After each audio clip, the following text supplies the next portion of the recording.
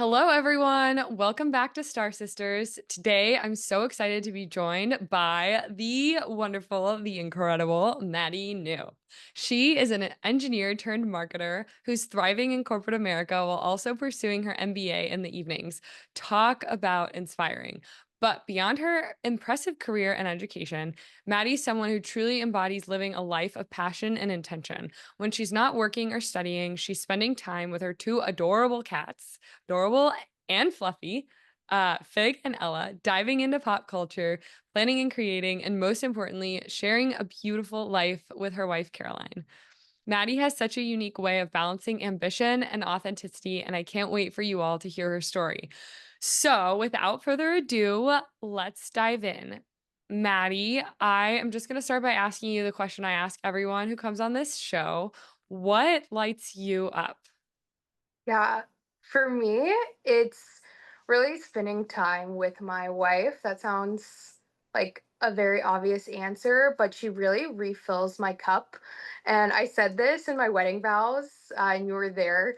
Remember, it was like she really makes my every day brighter for me. And even just her presence, like, gives me joy and refills my cup in a way that I can be myself in other situations. And maybe it's not your wife or your partner, but it could be that friend or maybe that self-care activity that can bring you light. And for me, it's really having that quality time with my wife, on purpose every week. So That's really beautiful. Do you guys do anything like specific to cultivate that relationship? I feel like, especially because once you know someone for a really long time, because like you guys have known each other for what, like 10 years now. yeah, I feel almost. like it can be really not hard maybe, but you just have to be intentional about cultivating that and for things to not get same old, same old. So what kind of things do you guys do to keep you guys supporting each other in the most like nourishing way? Yeah, I think one thing we do is we really try to still have date nights consistently. We have a rule that is like someone comes up with the idea, they plan it. Back when we were dating, like whoever planned it and came up with the idea, they paid for it too. Now that we're married, it doesn't really matter.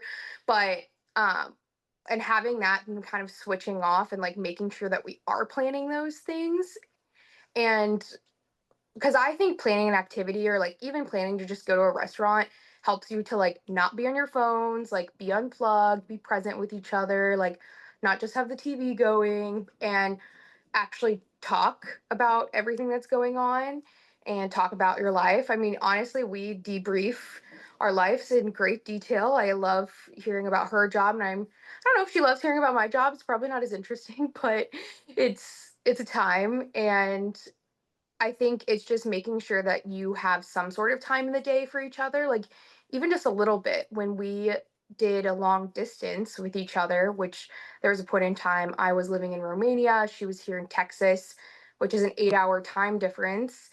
Um, we like obviously didn't get to talk that much because like either like one of us was working or sleeping like pretty much the whole week. So we communicated via email. Like we would send these like long, detailed emails about our days and like what's stressing us out or what we're excited about or like something fun that a pet did in our life. Like even just the small things. And I think making sure that you're having that touch point, like that communication daily is important and having those like more like fun, completely unplugged conversations consistently. So overall, I think like just making sure communication is a priority, I think, in your relationship. So Yeah, communication is key. I feel like that's just like a cliche, and in it my own is, experience, it's been but it's true. true. And yeah, in so many people's experiences, it's just like lack of communications or miscommunications can just lead down a bad road. Not Exactly. ideal. Um, but like, so you guys obviously have cultivated this beautiful relationship where you now have a really great communication. Was there ever a time where you really struggled with that and how did you overcome it and work through that together? Yeah. So, that's we definitely had our rough patch like towards the beginning of our relationship. So, for reference, we and I know Kate know you know this story, but for those listening, we first got together when we were sophomores in college. We met freshman year and we're friends, just friends at the beginning, and then it led to more, but at the time, Caroline was in the closet. I wasn't like out of the closet, but I was not like, I'm not talking to girls. So it was definitely like when we got together, it became like we really retreated back into the closet. I was not being authentically myself. It definitely affected my mental health, my I know it affected me in many ways. It obviously affected our relationship because we'd fight a lot about it and whether or not, we were going to come out and tell our friends or not tell our friends because we were in the same sorority and like there was just a lot of like and like we were planning to live with certain people the next year and we were like if we probably should tell them like all of this and then it got to a point where I don't know, we just had to have like for me I knew Caroline was worth it. Like I was like, I can wait a few months. I think she's gonna come out. I just had this gut feeling that I knew she would come out and it wouldn't be like a forever thing by any means. But it was definitely something that we would like sometimes avoid that conversation. But for us, I think why it worked out in the end is because we've always had very open communication. Like, to be honest, I remember one of the first times we ever kissed, like the next day, I was like, Caroline, I will start liking you if we ever kiss again. So like you need to make up your mind now because like I don't want to be like this. Like we're gonna like I'll catch feelings basically. It's like pretty sure what I said. Which is true. But I so that took some time to get through, but you know, coming out is like very much something that you have to come to on your own because that is like being your full self out in the world and feeling comfortable being your full self out in the world. And so it's something that takes time for people to get there. And it took her a few months, but we got there and it definitely helped. But avoiding it is like one thing that we did wrong. And then also sometimes though too, we would be like fighting about it constantly. Like it would happen like multiple days in a row because but I just needed to like let it go and like let her like take her time. But yeah, it's hard when you don't have that good communication. Yeah, well, and it also sounds like something that was hard was your inability to be your full authentic self. Yeah, that was my issue for sure. And I think Caroline was to be scared to be her full authentic self. So and it's just too at the time it was like for me I was like I just need to give her confidence to be herself and I think that's really important to like give people the space to be whoever they are. So yeah.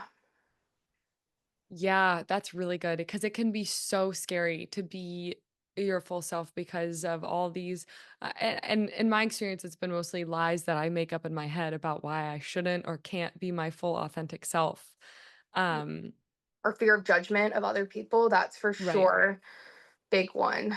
So Yeah. So okay, so kind of two questions leading off of this. My first question is how did you support her and hold space for her and have patience for her as she figured out how to be her full authentic self what was probably a new identity to her of like a new part of her identity, I should say actually.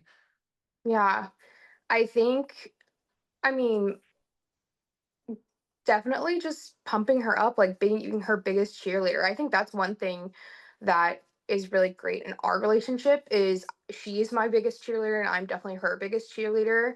So definitely like being like you can do this, like I know your family's going to be okay with it, like start one by one, like helping her to make a plan for it. But really just being her biggest cheerleader and like I mean she does that for me as well. Like obviously I don't think I would be where I am. I don't think I would have accepted a job in Romania I probably would have done my MBA, but maybe not this year. Like she definitely like gave me the support to be like, no, I'll help you, like I'll cheer for you, like we'll make this happen. So I definitely think being each other's cheerleader has really helped like get through that situation and other situations in the future. And then what was the second part of your question? I can't remember. So the second part of my question is about you and about Yeah, you having be just patience. sorry, what? Having patience. Yeah, well, having patience, but then also like you weren't able to be fully authentic and like I know you as someone who is just like yourself all the time and you know it could be triggering to some people slash me back in the day when I was really not very authentic, you know. It's like you're very like yourself and that's so beautiful and so I just like and maybe you already touched on this a little bit with what you were just talking about, but like, where do you find the courage to just do that all the time? And was there ever a time other than, I guess, this time, or maybe like you can expand more about on this time, like when you didn't feel authentic? Yeah, no, I mean, for me, it's really about like just not caring what other people think. That's when I catch myself like not being my full self is when I start caring a little bit too much about what other people think. And like how I get around that or just is I think I don't know, for me like one of the things that's hardest is like having FOMO like of from others like doing something without you, you know? And once I worked through that and was like, no, I need to like make my own path and just like not care and like hang out with whoever I want to hang out with and like make my own plans and like be, this is who I am. Like I'm very much a person that like lays my cards on the table and I'm like, this is my opinion, this is my thoughts, and like this is who I am. And I don't know. Well, one, I think it is part of just who I am, but two, I think it's knowing that like for me, I knew I would have to be myself or else I don't think I would meet my goals. Like one of my favorite quotes is well-behaved women rarely make history. And like that's one quote that I saw like my whole childhood and it's just something I resonated with in the way that like okay, I don't really care what you think because like me and my identity as being a woman, like you're already going to have some sort of judgment on me. So like who even cares about like other things, you know? So and then like when I was coming to terms with being bisexual and being out, I was like, okay, I just like can't care what people think. Like I can't read that deep into it because like I already got like my own struggles going on. So like I need to like let go of other people's judgment and like chart my own path. So I think how to get through it is one, coming to terms with that with yourself, and then two, if it is hard or if there's certain things that trigger you, like for me, like FOMO, like make your own plans or like do your own thing or like find your own separate community that like values you for who you are. So yeah, I guess that's how I do it. And at the time when I was feeling really inauthentic, when we were like not out, but like kind of dating territory, I mean, how I dealt with it, it was not healthy. I'll be honest. Like, I definitely retreated back to myself. It was definitely like one of the darkest years of my life, even though it was like so beautiful because it was like Caroline and I were like falling in love that year, but then also like at the same time, like I felt like so not myself. It was dark. And I think honestly that experience though like showed me how like I should just have to be myself at all times. And like the only reason I think I got through that is cuz I knew there was light at the end of the tunnel. Like I knew that like I just had this gut feeling that Caroline would come out and that we would be together so it would be okay. But it's like I definitely don't want to go back to that place. Like I don't like I would never go back into the closet like that with like any part of my identity, let alone like that part. Like, yeah, Yeah, I feel like once you've been there and then you come out of it, it's easy to be like, "Oh yeah, well, thank goodness now I know what that feels like, and so I am yeah. never doing that Again, again." no, no, Yeah, and I also really love what you share about FOMO and just having to be like, "You know what? I can't worry about that because, like because like you might have FOMO, but it might be FOMO for something that you don't actually want. You know what I mean? Like Exactly. I've found myself a lot recently too, like in changing my habits and changing my lifestyle a little bit. Like I still get FOMO, but I'm like, well, do I even really want to go do that? Why? It's just like Yeah, residual FOMO of like things I don't actually want or like what people are doing, but I'm like really excited about what I'm doing. And so I love that you shared specifically about the FOMO too, because I feel like so many people do act on FOMO and so many people are like, exactly. oh yeah, FOMO. So I'm going to go and do this thing just because of that. And it's like, well, that's not a good enough reason. Wanna do it? Yeah, exactly. And that's like the thing, like, sometimes I see it though, and I'm like, oh my gosh. But like, I'll see like some like friend group go on a trip, just an example. Like, and I'll be like, oh, I should have planned a trip like that. But then you actually have to like put action to it, and like just do it. So like every time I've like felt FOMO, I'm like, okay, I need to go and like be more intentional, like with my friendships or like with, and actually put in the effort.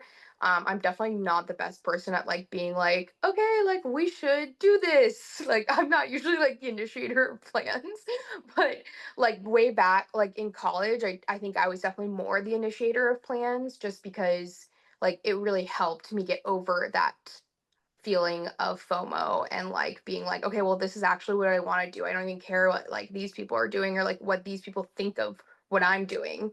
So, yeah. Yeah, it seems like FOMO is kind of like in the same vein as jealousy. Mhm. And and just like with jealousy, we don't have to let it consume us, but it Exactly. can be a little litmus test of like, huh, I really want to go on that trip or huh, I really want to go to that restaurant. Like I should just go do that, Exactly. rather than Exactly. yeah, rather than like staying in the victimhood of it and being like, "Oh, well, I can't do that," or "I should just go do it with that." And like, we got to do what we want to do at the end Yeah. of the day. What's gonna make us happy? Yeah. Oh, that is so, so good. Thank you for sharing. Um, I think we to keep things, just short, sweet, potent. We'll start to wind things down here. I just want to ask you one more question. The other question I ask everyone to the person who right now is maybe feeling like they're in the darkness and they can see the light and they want to shine their light and be their authentic self, but they're maybe afraid of judgment or they're feeling a little insecure or worried about, God knows what. What advice do you have for that person right now who really wants to be authentic?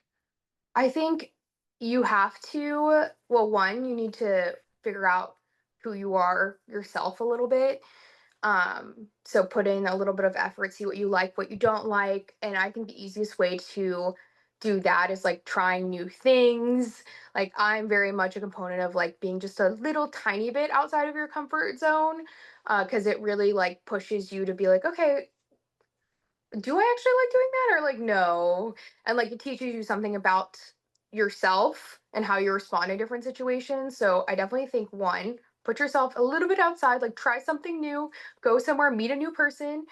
And two, like what I think is most helpful, and like I'll circle this back to my first answer about how my wife fills my cup and feel makes me at the end of the day be more authentically me. You need to find someone who you can be authentic around. And, maybe that's not a spouse, because I know that's kind of hard. Dating is probably not that fun. But even if you can find a community, like if there's like one thing that you're really passionate about, you can go and find a group of those people. So, like as an example, I have like a book club. So, like if you really like books, you can find like a community of those people and like go meet them, go be in person, try to find friends. Uh, Even like if you find yourself like not being your full self around your friends, maybe try like you can meet new friends. Like there's lots of there's tons of people in the world and you can go out there and find different communities. There's so many ways and like so many niche communities, especially with the internet, like of like certain interests. So if you can't find someone you can be your full self around, at least start with like one part of yourself and like go from there. I think a lot of people probably find community at church, like as an example. So like that's like one thing that you're passionate about. Find people who are also passionate about it. But everyone has so many different factors of themselves. So like at some point you'll find someone who's like interested in a lot of things that you value, and hopefully like I think that's the best kind of spouse, because then you're like best friends with them and you guys can get excited about a lot of the same things. But like you can at least find some people you can be yourself around, and start to like really have those like passionate conversations. That's something that I love, is like seeing someone get so passionate about what they're talking about, because I could listen to them for hours. So yeah. So well said and such beautiful advice. Thank you, Maddie, for coming on and Of sharing so course. vulnerably. And like, this is true wisdom. I'm so excited to share this episode and for so many people to hear it. Yeah, this was so fun. All right, well, I'll see you, Kate.